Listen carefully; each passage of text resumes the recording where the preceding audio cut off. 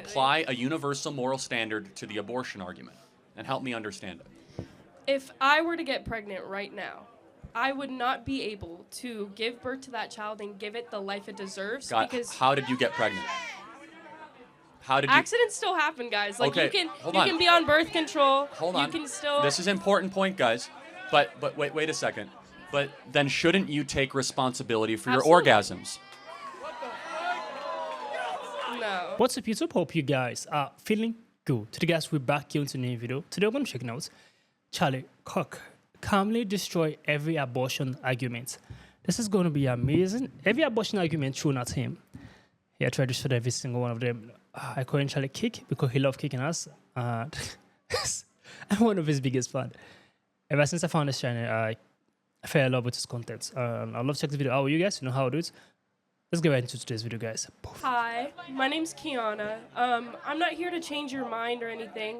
I'm just mostly here to ask, like, why do you believe that abortion has become such a political and dividing issue in specifically the last few years?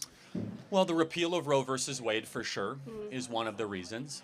And secondly, there has been a not-so-subtle dehumanization movement over the last 60 years that makes it acceptable to crush human beings smaller than you if you so choose. Okay. It's mostly like I believe that the initiative of those beliefs have become more hateful towards women.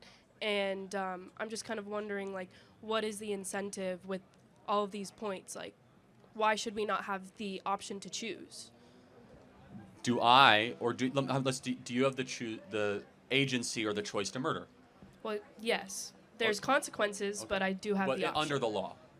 No, Okay, technically. so therefore, that's our position.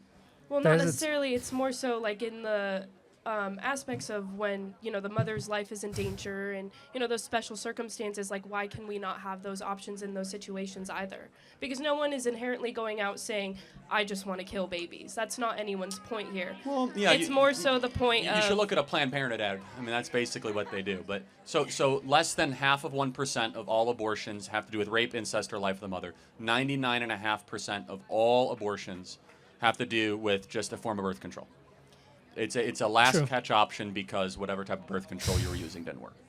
Would you want someone who is not necessarily stable or ready to bring a child into this world and provide that child the life it deserves? Would you want them to still bring that child into this Without world? a doubt, every life has a moral obligation to be able to live. So I just want to play this out. So you say it's all about the choice of the mother. At what point does the human being in utero become a human being in your mind? Because it must be not human than human. When does it cross that threshold? And I why? would say more so in the second to third trimester. Got it. So just be respectful, guys. But why then? I mean, what happens in the second and third trimester specifically that all of a sudden human being, Well, Beautiful it goes question. from a clump of cells in the first trimester to the heart being developed in the brain and So the nervous when does the system. heart begin? I believe in the second trimester. Yeah, 6 weeks. That's the first trimester, right? So a heartbeat is detectable between 6 to 8 weeks. That's 2 months. The second trimester does not start till 18 weeks. Brain waves are detectable at 10 weeks. So tell me why second and third trimester. Because that's when the baby is more so developed, is what I'm saying.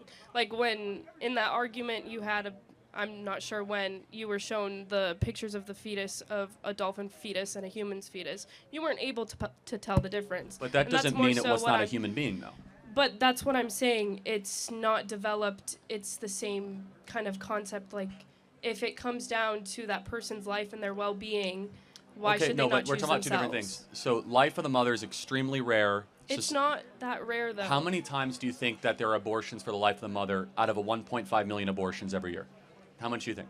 I'm not sure with a number off the Less top of less my than head. 500 It's- out of 1.5 million. And by the way, a vast majority of those are babies that could have been delivered by cesarean section. Do you know what a cesarean section Yes. is? Okay. So understand that if a baby's at 28 weeks and they say it's life of the mother, why would you terminate the baby when you could deliver it by C-section? Well, if you can deliver it by No, C-section. but they're not even given that option. Instead, they go to an abortionist. So and then they that's essentially an issue that we should address within these politics. Because I no one is agree. saying to kill kids. No one is saying well, hold go on. kill babies. But let's first of all, late-term abortion is very common and very frequent. It's not that common though. That's a Again, main how many point. times do you think it happens a year?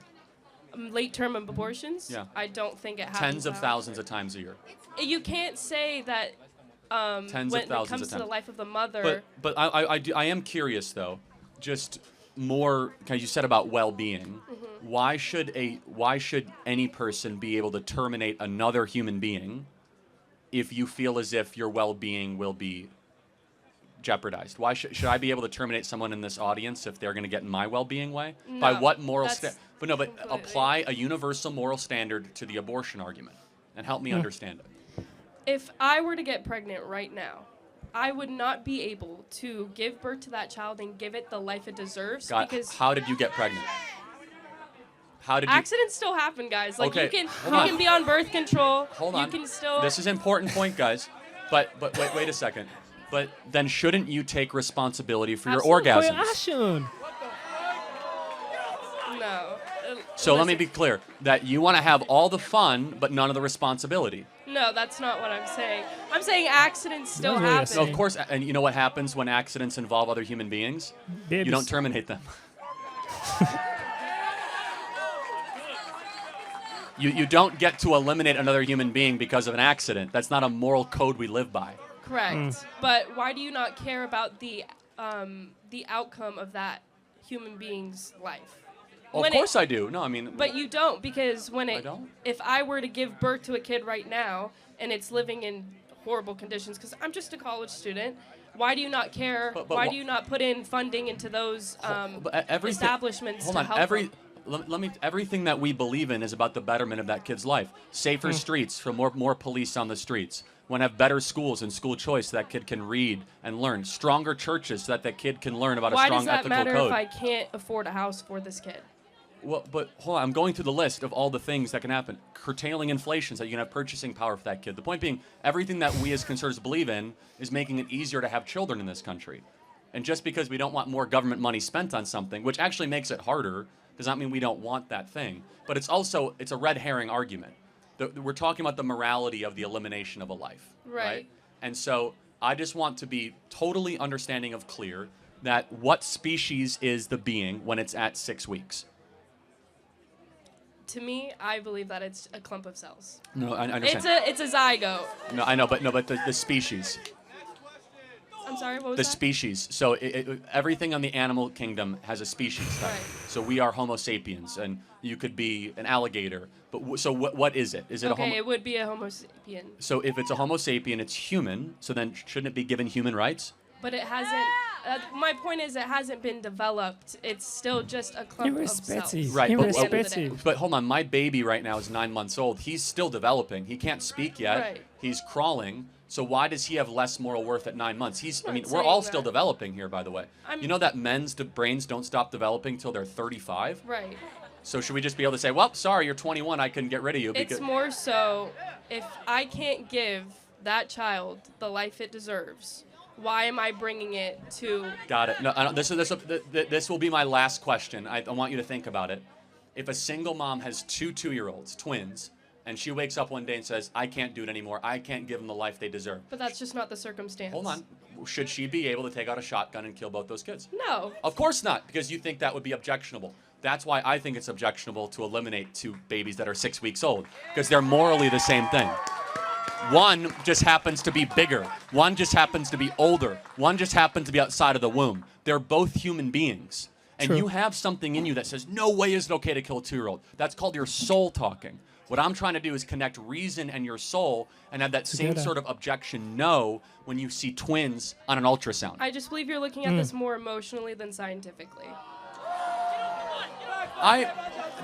Again, you can believe that. I actually am looking at it incredibly reasonably because I can tell you down to the minute when human life begins. You kind of give me a range.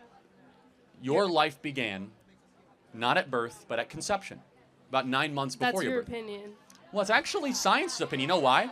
This is your eye color, your skin color, your tastes, your wants, your desires, your interests, introverted or extroverted, whether or not you're going to be tall or short, it all got decided in that moment. You know why? Sure. Your DNA was formed. Well, And with that, what is your marker as a human being? As we map the human genome, we realize everything about you. whether or not you have a predisposition to heart disease, whether you're going to be tall, short, extra wide, skinny. It's all in deoxyribonucleic acid. Correct. And the DNA does not start in 6 weeks or 8 weeks or 10 weeks or 20 weeks. It starts at conception. And that's when you were formed. That's when you came into this world and you were worthy of protection. Thank you very much for your time. Thank you. Whenever it comes to abortion conversation, I never support there's people who are confident enough to come to the mic and say that the baby is a cell, the baby is a zygote, or whatever they will call it. It's terrible because, number one, you had a consensual sex. No one forced you. 99%, okay, if I'm to be more reasonable, let me say 98% of people who have sex, it was true consensual sex. No one forced you to do it. So, number one, you have to be very responsible for your actions. If you had sex, unprotected sex, even if you take post-pill after, even if you use a condom after, even if your sex is protected, and a baby results from your actions, you have to take responsibility for your actions. It's as simple as that. A lot of people just don't want to take responsibility for their actions. They just want to have enough fun. And that is, personally speaking, if the sex is protected or not protected, if any means possible that a baby was being produced from your actions, from your pleasurable actions, you have to take responsibility for the actions. You just can't terminate the baby just like that. It is terrible. It is very, very, very terrible. Because if you have to think about it in a very reasonable, because Charlie was very reasonable. He was extremely reasonable. And he was talking from a logical aspect. The girl she was the one using emotion. She was, throughout her whole conversation right here, she was using emotion. Charlie was very reasonable. Because you can't tell me that you accept to terminate a child because you're not ready to have a child. No. That is terrible. But you are ready to open your legs. You're ready to have sex. Then you should be ready for any consequences or any action or any responsibility that comes after that. If you prepare a dish, you have to eat it. If you sow a seed, you have to reap it. It is the pattern of life. People are just trying to run away from responsibilities because they feel like they are not grown yet or they are not matured enough to face the responsibility. Any actions you take, there's always a consequence. So you have to be prepared. So America is trying his possible best to create a means for children to have a beautiful home. The same way it's easy for people to say, no, I don't want to have a child. It's just a cell. It's just a cluster cell. It's a zygote. They want to get rid of it at the age of, at 20-something weeks. They want to get rid of it at 6 weeks. The same way other people are looking for kids. There are people who have spent 10 years looking for kids. I know of a family. I'm not directly related to them, but a friend to me. They spent over 20 years looking for a child. It's not a story that they told me. I witnessed it. They spent 20 years looking for a child. Not two, just a child. 20 years. And someone who have privilege to have a baby growing inside them and they feel like, I want to get rid of it. Like, the hearts that they have, the conscience, the way they feel in them, I don't know how they do it. I don't know how they feel, why they feel like, let me get rid of the child. Someone spent 20 years looking for one child. And you have aborted probably 3 children in the space of like 4 years. Why? Because you are not ready. There is no perfect time. I will keep on saying it. As long as your action led you to such situation, you have to face the consequences. It's as simple. That is the pattern of life. You can't dodge it. You can't get the pleasure and not the responsibility. Then you just have to stay away from the pleasure. It's as simple as it. You get? So, people are looking for babies. There are a lot of people who are looking for a child. There are a lot of barren women. There are a lot of people who are not barren, but they'll still not be able to get a child. There are a lot of men who are impotent, who are unable to the sperm is not strong enough to produce a baby. There are a lot of families who are like that. And you having the privilege to, God give you that gift. And you're able to have a child growing inside you. And you said, no, I want to get rid of it. Comment down below, think about this video, give us a thumbs up, share this video to as many as you can. Subscribe to our channel, guys. I'll see you guys in the next video. Make sure you stay safe.